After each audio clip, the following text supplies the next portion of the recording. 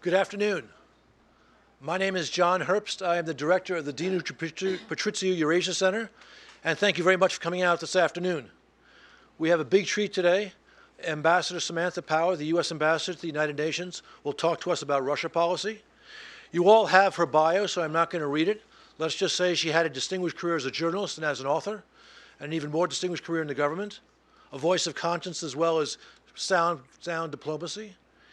And with that, I will turn the platform over to her. Before, however, I must tell you, if you want to follow the conversation, it's at Russia Factor, hashtag Russia Factor. Thank you very much. Ambassador Power, please.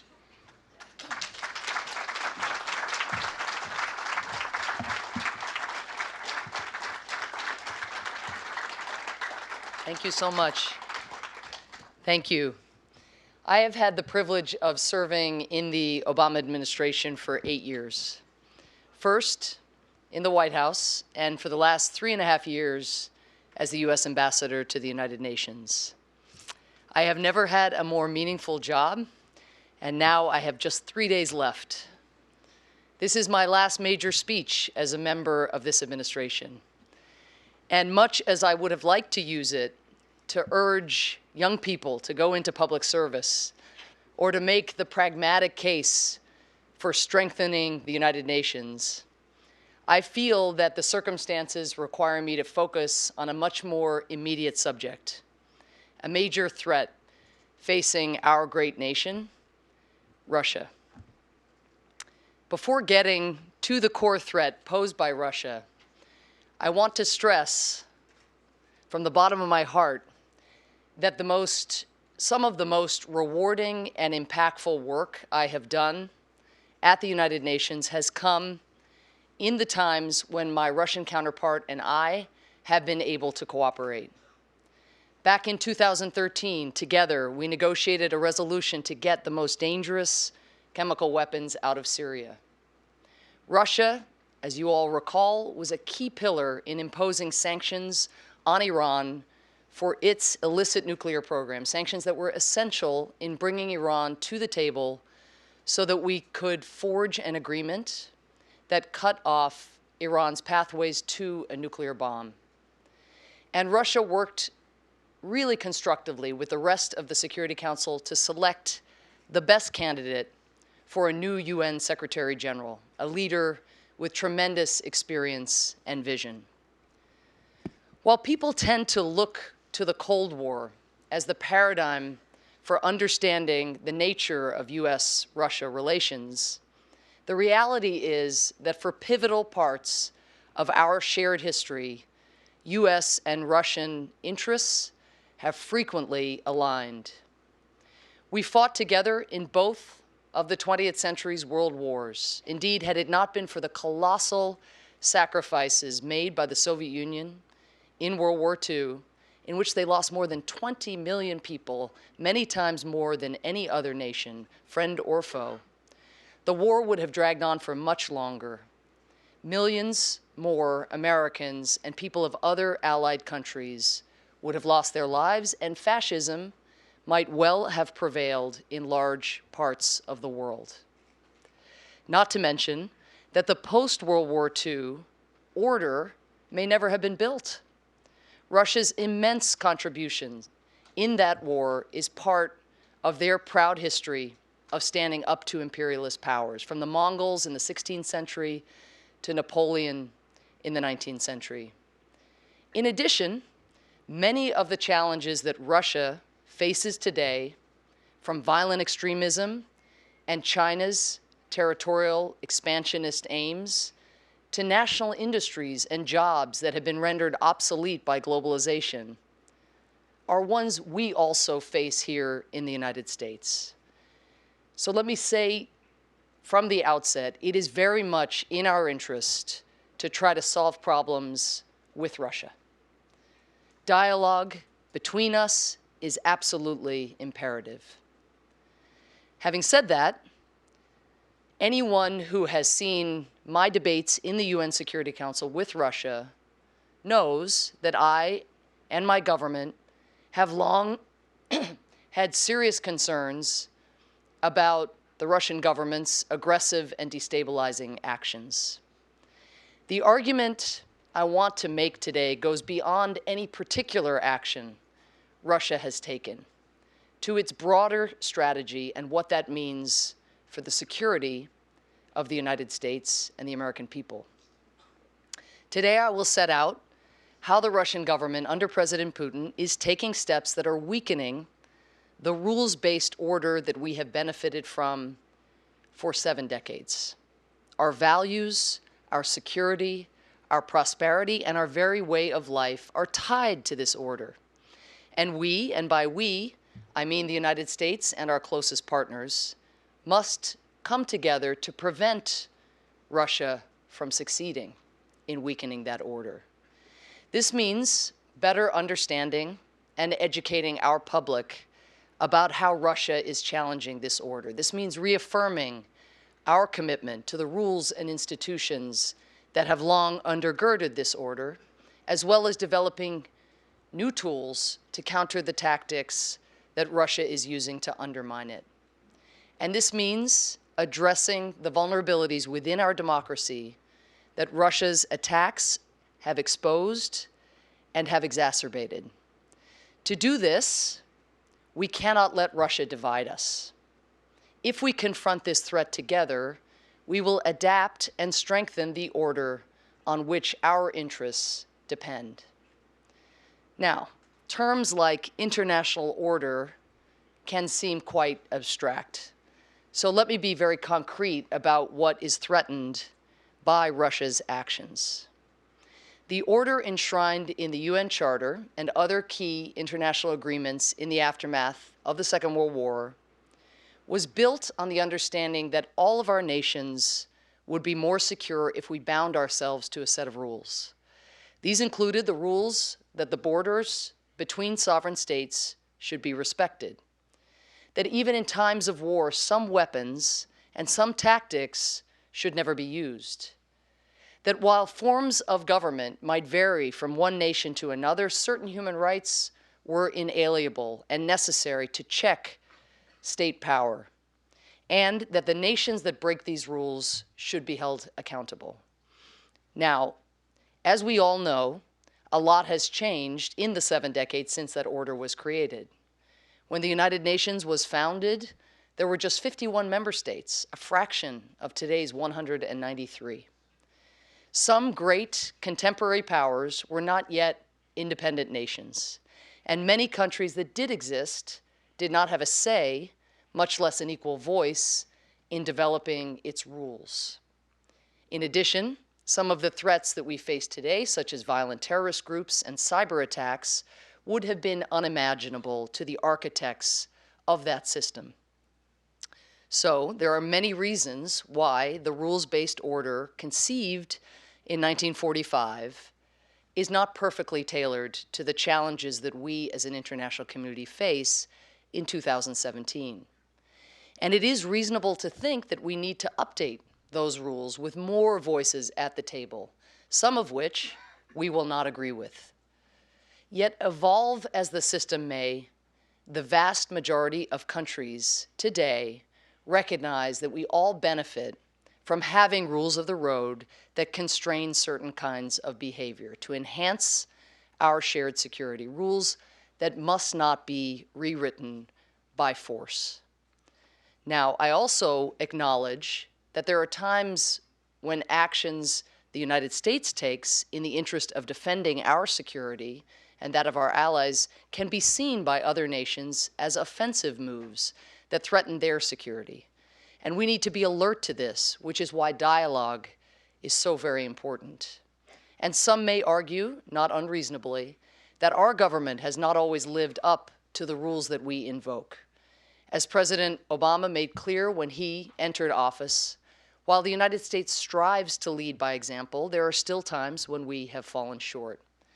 Yet under President Obama's leadership, we have shown our commitment to investing in and abiding by the rules-based international order. The same cannot be said for the Russian government today. For years, we have seen Russia take one aggressive and destabilizing action after another. We saw it in March 2014, not long after mass peaceful protests in Ukraine brought to power a government that favored closer ties with Europe, when Russia dispatched its soldiers to the Ukrainian peninsula of Crimea.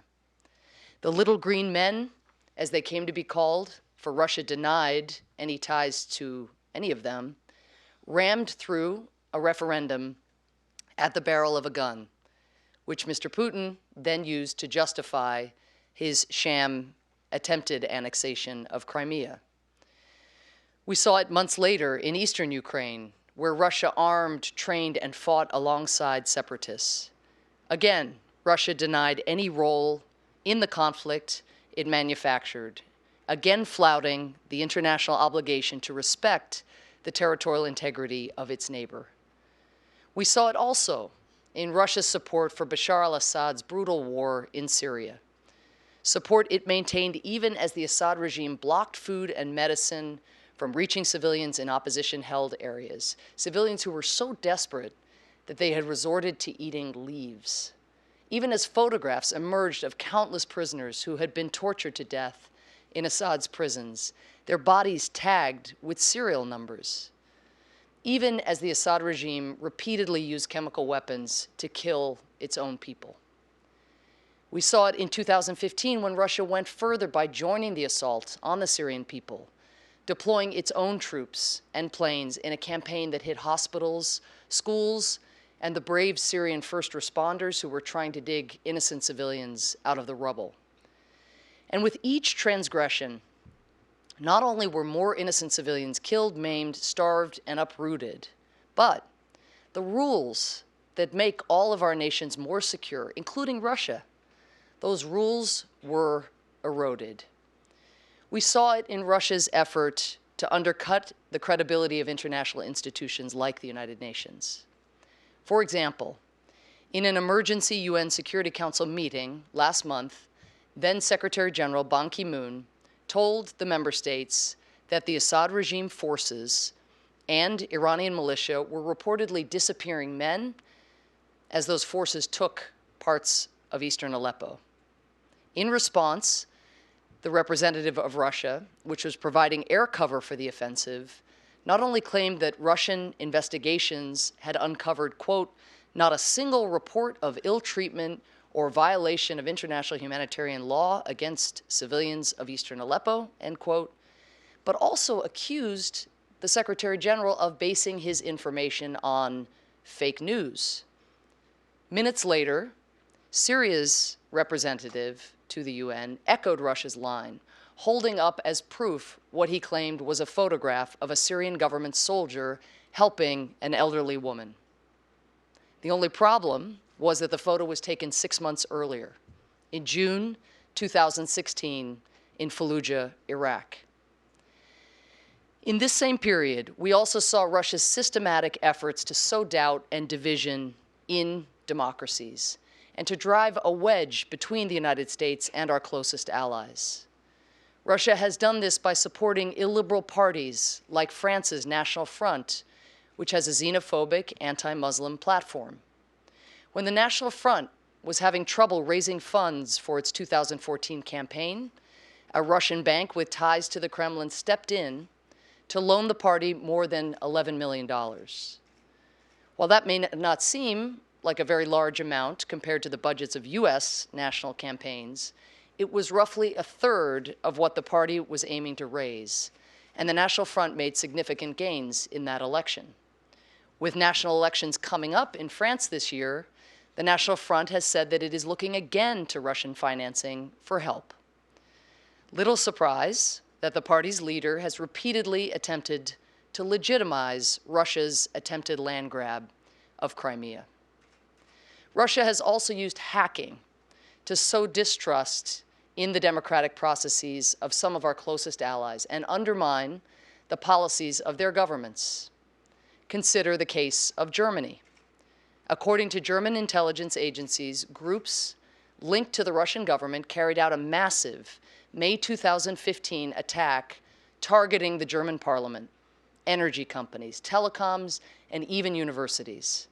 And just last month, Germany's domestic intelligence agency reported an alarming spike in what it called, quote, aggressive and increased cyber spying and cyber operations that could potentially endanger German government officials, members of parliament, and employees of democratic parties, end quote. The agency attributed this to Russian hackers. The head of Germany's Foreign Intelligence Service said the perpetrator's aim is, quote, delegitimizing the democratic process, end quote. In other instances, Russia's interference in democratically elected governments has been far more direct. Late last year, officials in Montenegro said that they uncovered a plot to violently disrupt the country's elections, topple the government, install a new administration loyal to Moscow, and perhaps even assassinate the prime minister. Montenegro's prime minister had been pushing for the country to join NATO, a move that Russia openly opposed.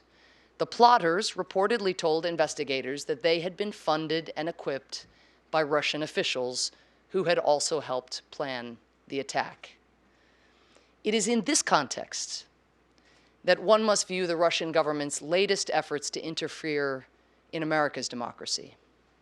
As our intelligence community found, and as you are now familiar, we know that the Russian government sought to interfere in our presidential election with the goals of undermining public faith in the US democratic process, denigrating one candidate, and helping the other candidate.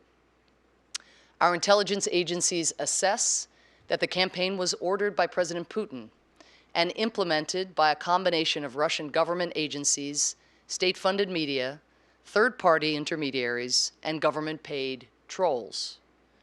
We know that in addition to hacking the Democratic National Committee and senior Democratic Party officials, Russia also hacked US think tanks and lobbying groups. And we know that Russia hacked elements of multiple state and local electoral boards, although our intelligence community's assessment is that Russia did not compromise vote tallies. But think for just a moment about what that means. Russia not only tried to influence our election, but to access the very systems by which we vote. At first glance, these interventions by Russia in different parts of the world can appear unrelated. That is because the common thread running through each of them cannot be found in anything that Russia is for. The common thread can be found only in what Russia is against, not in the rules that it follows, but in the rules that it breaks. Russia's actions are not standing up a new world order. They are tearing down the one that exists. And this is what we are fighting against. Having defeated the forces of fascism and communism, we now confront the forces of authoritarianism and nihilism. There are multiple theories as to why the Russian government would undermine a system that it played a crucial role in helping build, and that has fostered unparalleled advances in human liberty and development. Perhaps, as some speculate, it is to distract the Russian people from the rampant corruption that has consumed so much of the wealth produced by the nation's oil and gas, preventing it from benefiting average citizens. Perhaps it is because our rules-based order rests on principles such as accountability and the rule of law that are at odds with Russia's style of governing. Perhaps it is to regain a sense of its past glory or to get back at the countries that it blames for the breakup of the Soviet Union, which President Putin has called the greatest geopolitical catastrophe of the 20th century. It is not my aim here to theorize about which, if any, of these motives lie behind the Russian government's actions, which not only threaten our democracy, but the entire order upon which our security and our prosperity depends.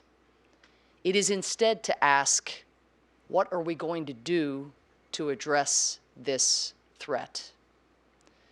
First, we must continue to work in a bipartisan fashion to determine the full extent of Russia's interference in our recent elections, identify the vulnerabilities of our democratic system, and come up with targeted recommendations for preventing future attacks. The congressional hearings initiated last week, the bipartisan inquiry announced on January 13th by the Senate Select Committee on Intelligence, the joint analysis report on Russian malicious cyber activity and harassment, and the joint intelligence report prepared at the request of President Obama are all important steps toward achieving these crucial objectives. The purpose of such efforts is not to challenge the outcome of any races in our recent election.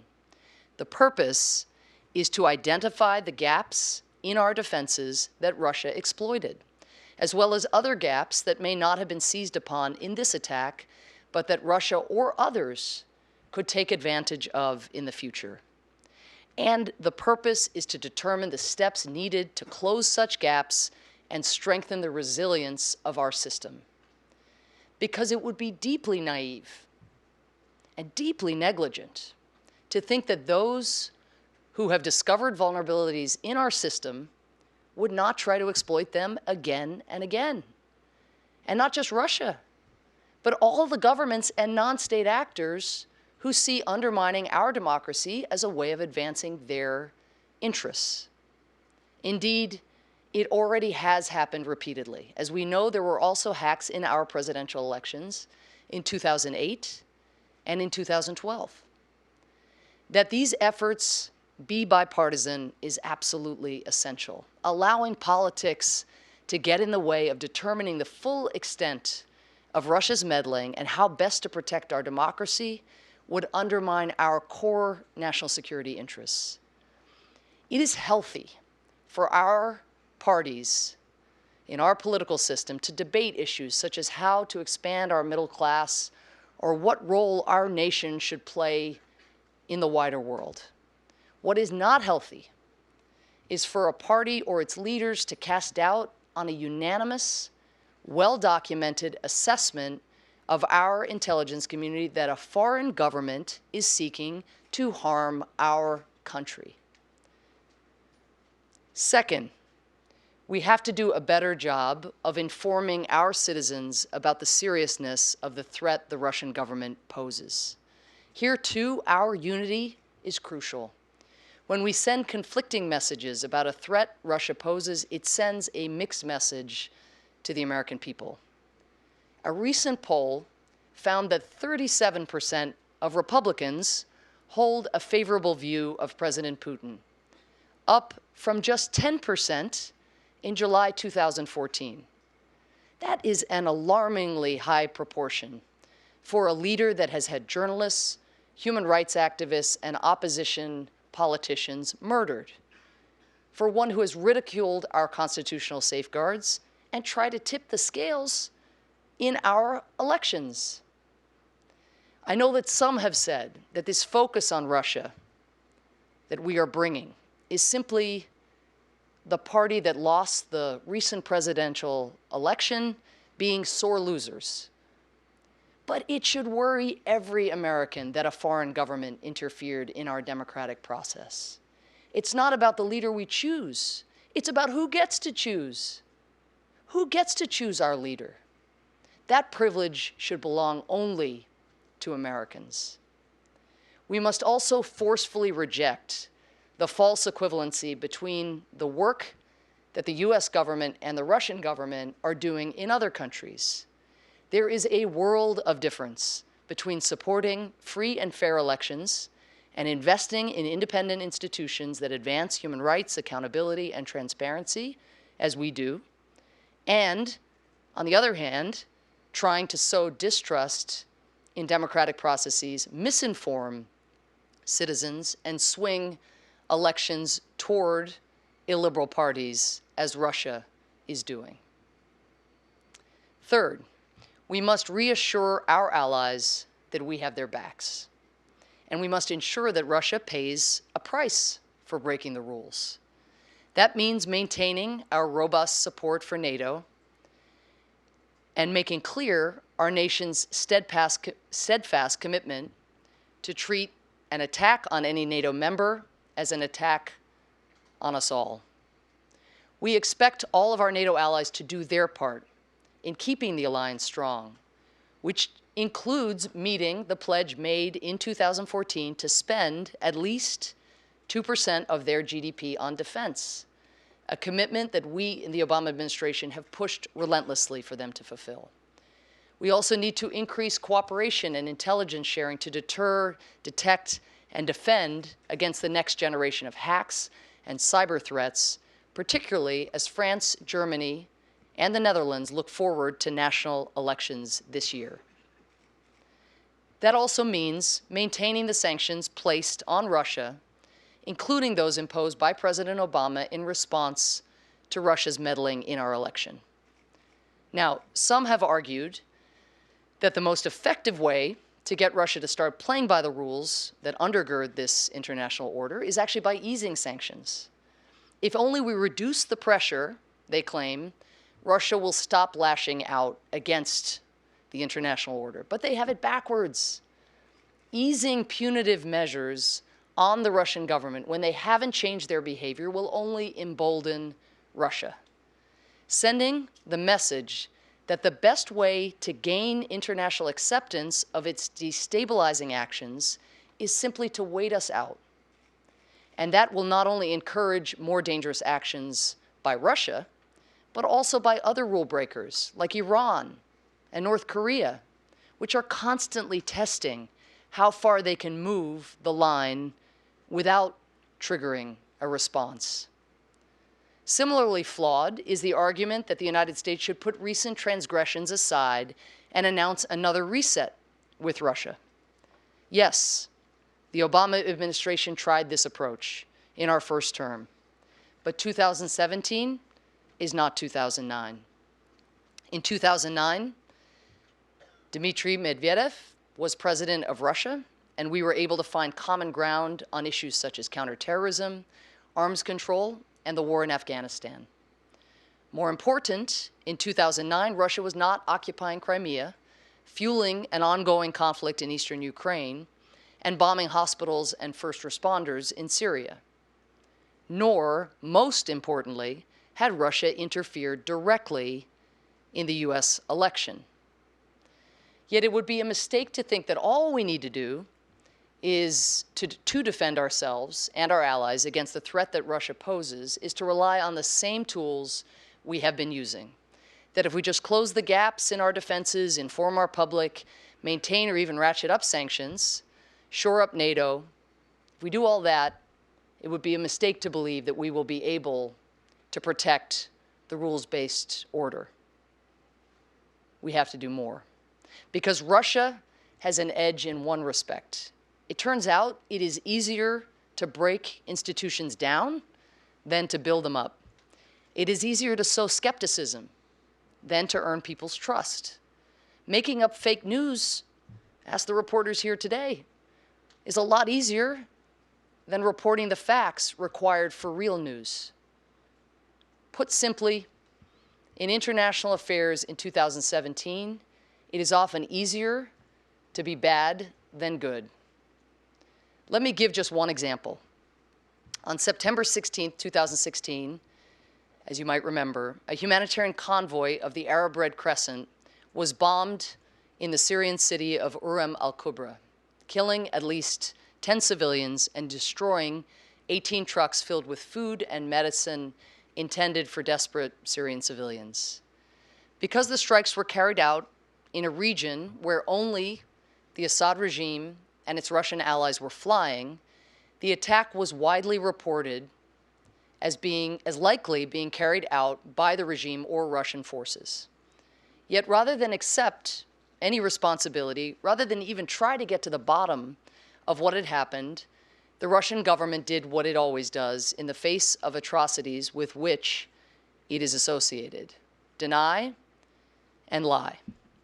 Russia's Ministry of Defense initially said no airstrikes had been carried out in the area by Russian or Syrian planes, and that its expert analysis of video footage of the strike showed that the aid convoy had been destroyed by a fire. Then President Putin's press secretary said that terrorists had been firing rockets nearby, suggesting that they were the ones who had struck the convoy. Then, Russia claimed that a US drone had been detected above the convoy just minutes before it was struck, contradicting its initial assessment that the convoy had not been hit from the air. 2 days, 3 stories, all false. Yet, Russia's willingness to lie turned reporting on the attack into, on the one hand, on the other hand, story, even in respected outlets like the New York Times, the BBC, and CNN. And Russian government-controlled networks like RT played a critical role in this effort, rapidly disseminating those lies while questioning the accounts of witnesses. As RT's own editor once said, quote, "Not having our own foreign broadcasting is the same as not having a Ministry of Defense. When there is no war, it looks like we don't need it. However, when there is a war, it is critical," end quote. In other words, lying is a strategic asset. It didn't matter whether Russia's accounts were accurate or even consistent. All that matters was that Russia injected enough counterclaims into the news cycle to call into question who was responsible. By the time the UN issued a report on the incident, more than 3 months later, concluding that the convoy had been struck by an airstrike that could only have been carried out by the Assad regime or Russia, the finding and Russia's cover-up received almost no attention. Deny and lie. At times, it can start to feel that the only way to outmaneuver an adversary unbounded by the truth is to beat them at their own game. But that would be deeply misguided. If we try to meet the Russian government in its upside-down land, where right is left and black is white, we will have helped them achieve their goal, which is creating a world where all truth is relative and where trust in the integrity of our democratic system is lost. We don't need to gin up our own propaganda networks, bankroll our own army of trolls, and inundate social media platforms with even more fake news targeting our adversaries. We have to fight misinformation with information, fiction with facts. But documenting and spreading facts, just like manufacturing fake news, takes resources. A report by the UK Parliament found that the Russian government spent between 600 million and 1 billion a year on propaganda arms like RT. So we need to be spending at least as much, and arguably much more, on training and equipping independent reporters, protecting journalists who are under attack, and finding ways to get around the censors and firewalls that repressive governments use to block their citizens from getting access to critical voices. This brings me to the fourth and final way to address the threat Russia poses to the rules-based international order. We must continue to seek ways to engage directly with the Russian people. And, coming back to where I started, with the Russian government. It can be easy to forget that virtually all the tactics the Russian government is using to undermine democracy abroad are ones that they fine-tuned at home on the Russian people to devastating effect. After all, when Russian soldiers are killed fighting in a conflict in eastern Ukraine that their government denies it has any role in, it is Russian mothers, widows, and orphans who are denied the benefits and recognition they deserve as family members of slain soldiers. The mafias that the Russian government uses to sow corruption abroad profit most off the backs of the Russian people.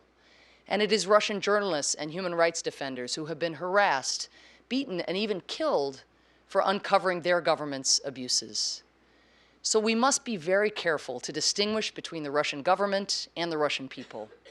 We cannot let America's relationship with a nation of more than 140 million people, people who have made remarkable contributions to the world, who have a proud and rich history and culture, and whom we fervently wish to see prosper, be defined solely by the nefarious actions of a tiny subset in their government. And yet, we have less contact with ordinary Russians today than at any time in decades. This is no accident.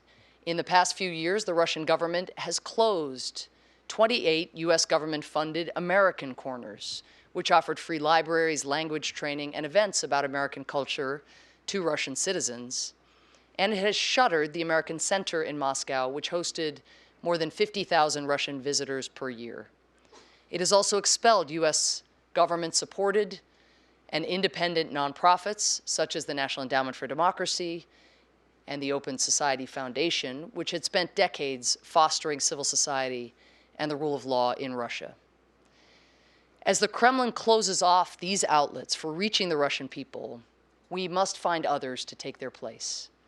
We also cannot give up engaging with the Russian government.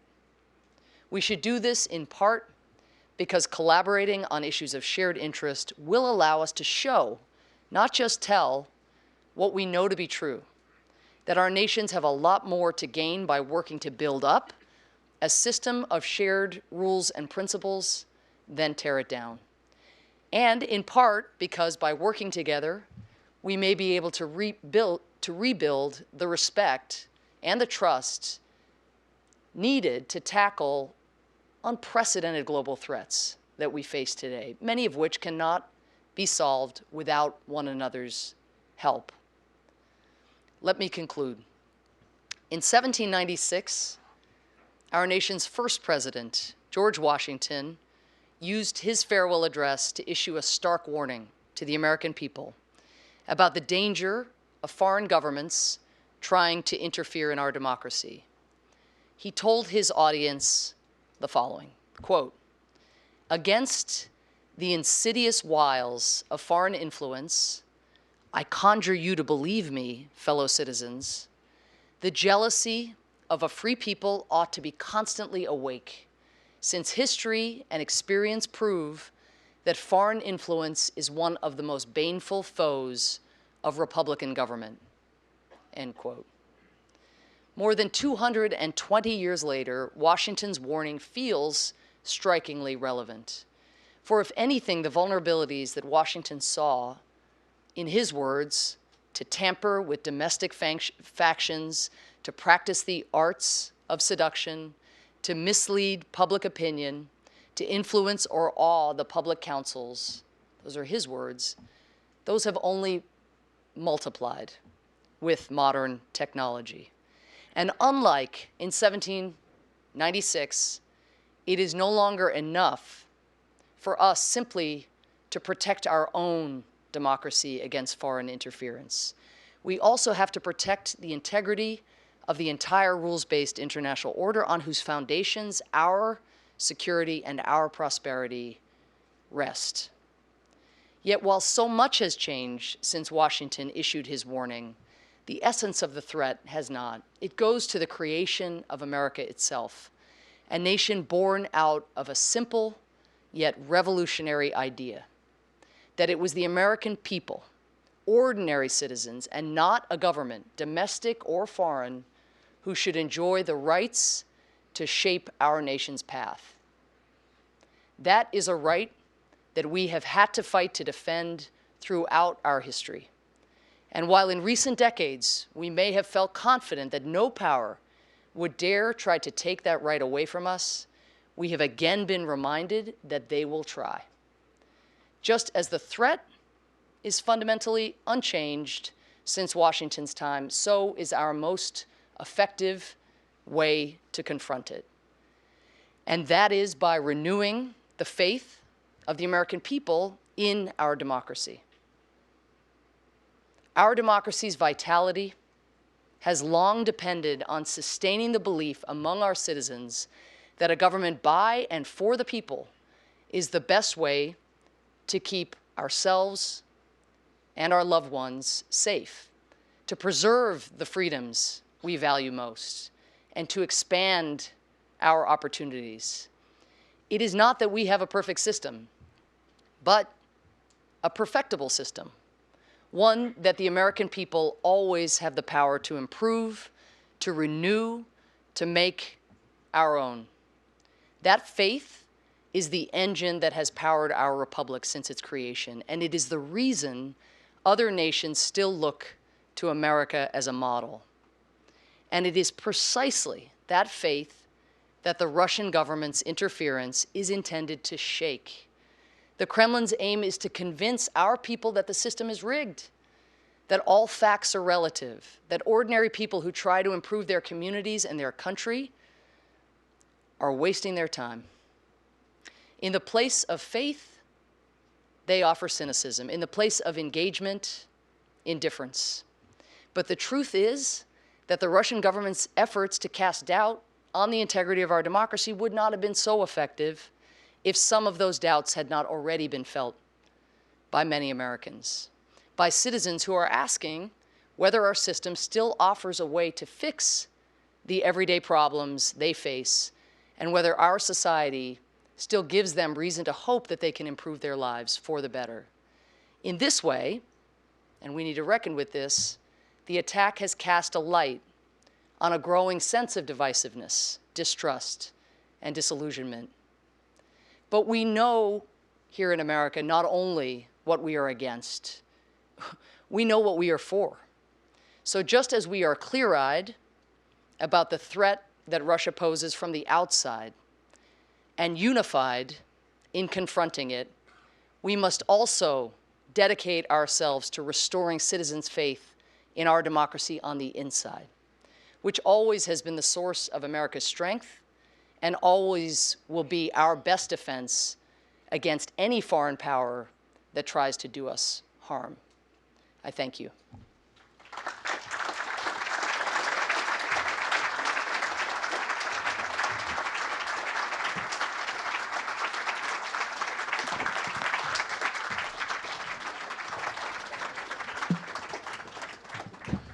Well, congratulations, Ambassador Power. That was comprehensive indeed, if not magisterial. You raise a lot of very, very important questions. And I'd like to explore some of these things with you.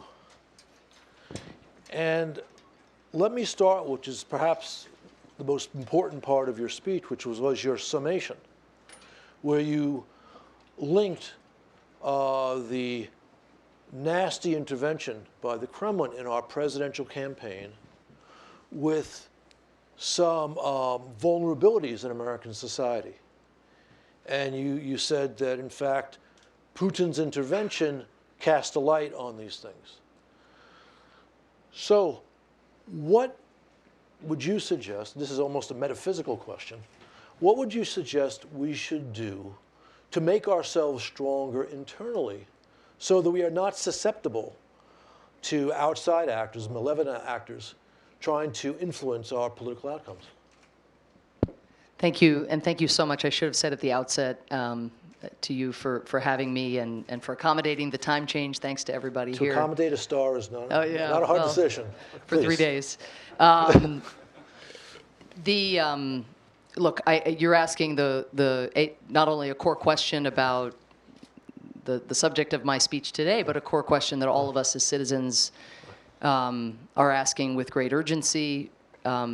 For some, more urgency since the election than before, but this has been this divisiveness, the polarization, the echo chambers that we increasingly inhabit, the way in which technology has allowed us to cater to our preferences, but thus to avoid inconvenient new facts that are at odds with our preferences or our pre-existing opinions. I mean, these divisions, the ways in which new studies are showing that people who have strong views, whether it's on abortion or on climate change or, on even infrastructure and how we approach infrastructure, if they have strong views and you give them new data by, what are seen or once seen as independent sources, they tend to believe, by and large, more strongly what they believed before, even if it's conflicting data. I mean, whoa, what is that going to mean? But I think, there's also an alienation from institutions. And I think that, number one, we need to be crossing lines and, as citizens, taking on the responsibility of seeking out views that are contrary to our own. But those of us privileged enough to be in public life or in public service, which is the privilege of a lifetime, I can tell you, as one who's about to move out of it after 8 years, we've got to do right by the people who put their faith in us. And there's no question that part of the alienation is from just the vast sums of money, from the sense that people who aren't able to mobilize resources of that nature, that there's not necessarily a place for them in modern politics. That's not going to get solved anytime soon, it looks like, unfortunately. But also just an eye to, instead of just everything being an excuse to sound off and to affirm a prior belief, to just look, are our policies delivering for people? Are we curious even to find out? And there of course a lot is coming here in the coming months, and there's a lot that is uncertain, and I don't want to weigh in on any particular policy or make any predictions about how things are going to go. But maybe out of the fact that a single party controls the branches of government, maybe there can in that at least be some opportunity to deliver more. We are disappointed that so much of what we sought to deliver was blocked. And indeed, as the President and others have noted, some of the very people doing the blocking have benefited in recent elections from people's sense that things were too blocked. So that's unfortunate. But maybe if maybe for everyone, no matter what side of the aisle you're on, for this alienation that people feel, the polls we've been looking at for years of declining trust in institutions, and all that we know about how much more extreme each of us are becoming in our corners, maybe that can be a common enterprise. And indeed, on some of the topics that I talked about today, you do see more bipartisanship this week on looking into the Russian hacking and so forth than we saw a few weeks ago. And so maybe an issue of this magnitude could be a means of people coming together, and maybe we just need to find a few like that as our training wheels. Okay, thank you. Now I'll ask you the question I was meant to be in my first question.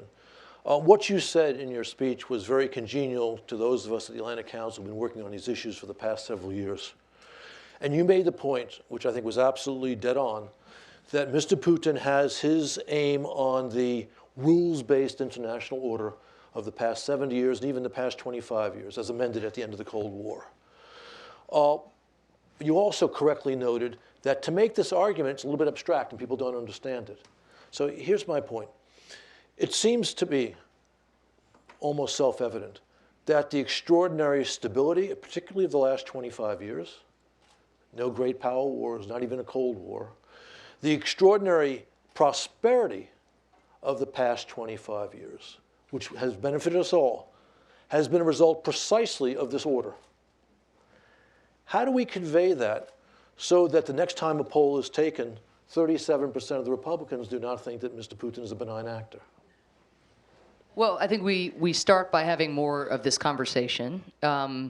But even as you were talking and even as I was talking, we also have to take note of the fact that, well, you and I may hail the order such as it is and imagine the counterfactuals of a world without rules, or a world where you have way more rule breaking going on at any given time.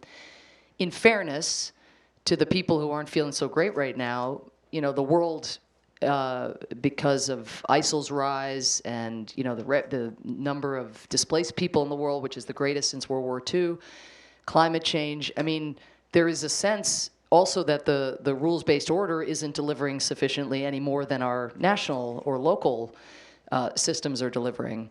And so, we have, now this is again a self-fulfilling prophecy, because when you're blocked on the UN Security Council because one of the permanent members won't even allow you to have a 7-day pause to get food into Aleppo, then you're a citizen and you're looking at the newspaper and saying, man, that UN Security Council, what a broken institution.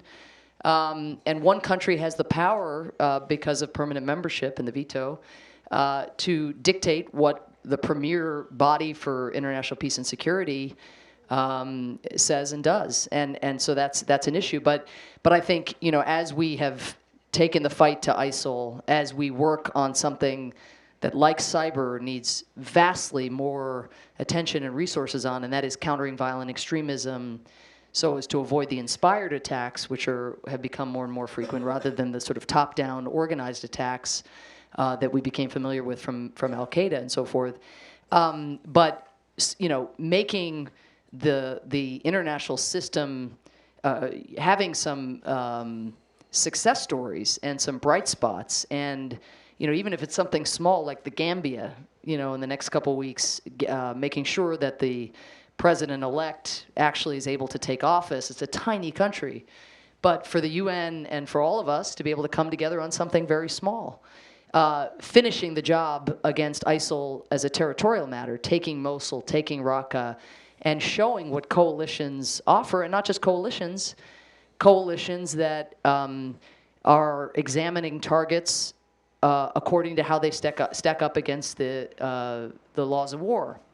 One of the reasons Mosul isn't simple is that we are not carpet bombing Mosul like the Russians and the Syrian government carpet bombed Aleppo. We know that it's a Pyrrhic victory that just alienates people and will end up creating ISIL 3.0. So in a very measured, complicated, and very, very challenging way, we are proceeding as methodically as we can in support of the brave Iraqis who are taking this fight to ISIL.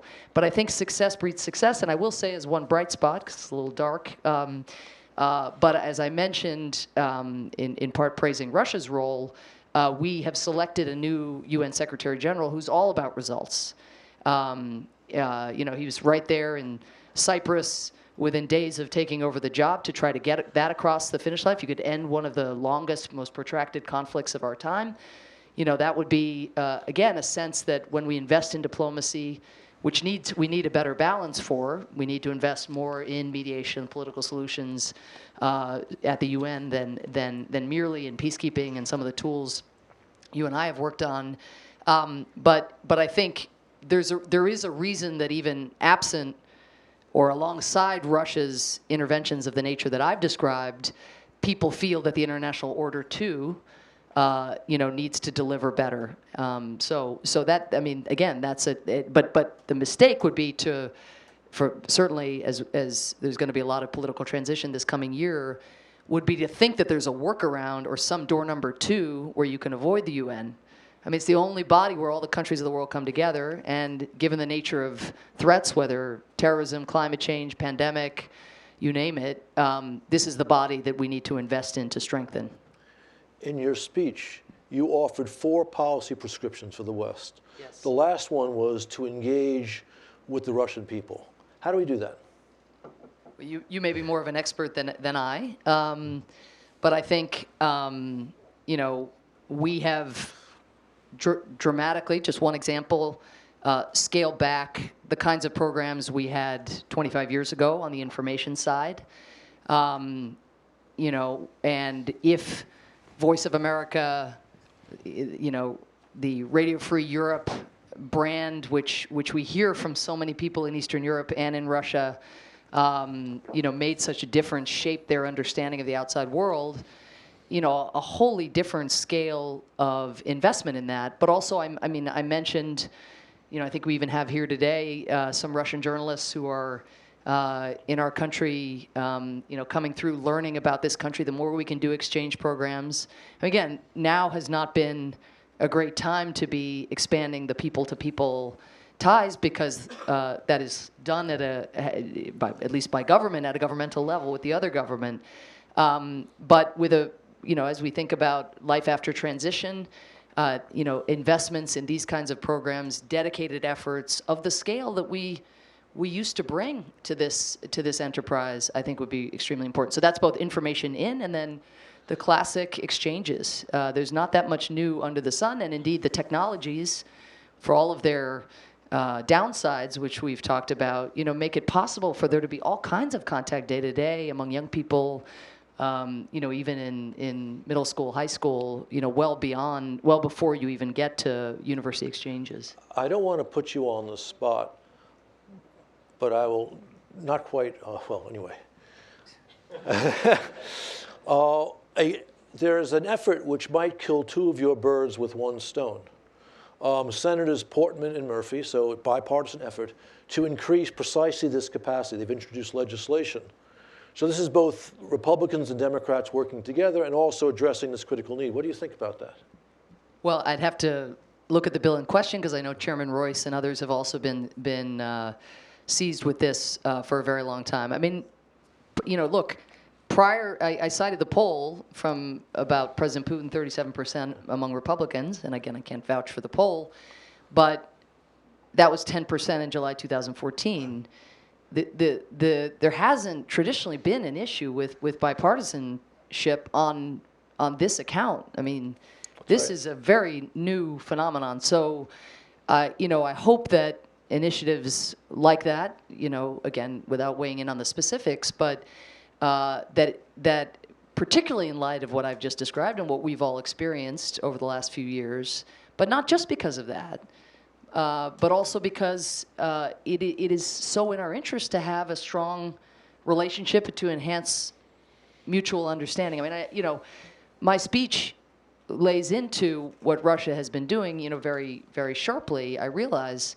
But I want to stress in my time in New York the point I made at the beginning, which is when the U.S. and Russia are on the same page on something, which is why we invested so much in trying to come to agreement on whether we could do joint targeting in Syria against terrorist actors, when we are on the same page or rowing in the same direction, that's when the Security Council becomes so much more functional. That's when the international order pays dividends, not just for the people who are vulnerable out in the world who need the system to work, but also for our common security, which, because we are big countries, is much more at stake, in the general milieu of the international system when things go awry than for some countries. Well, let me ask one last question. You have a little bit of time. There has been talk, and I would just call it talk, about the possibility of an early Putin-Trump summit to conclude some sort of mega deal. What thoughts or cautions or advice would you have on this possibility? I think for the last hour, I offered my thoughts insofar as, high-level engagement is going to be critical. But, and particularly in an authoritarian or populist authoritarian system like the one in Russia, it's sort of one-stop shopping on one level. However, we have to come into conversations as a general rule, and certainly with President Putin, understanding our interests, understanding the gaps that we want to shore up, and understanding the costs of allowing a government, particularly a very powerful one, and one with a Security Council seat, but the costs of allowing history to be erased. History can't be erased. The costs are too great to too many people, and the jeopardy to our interests is too formidable. And so I think, of course, high-level contacts are going to happen, should happen. Of course, again, we who are leaving this administration root wholeheartedly for a different kind of era. But it can't be one that glosses the past or that papers over the fact that you're talking about dealing with a leader who has his own opponents, intimidated and in some cases killed. I mean, this is not your average. This is not a symmetrical.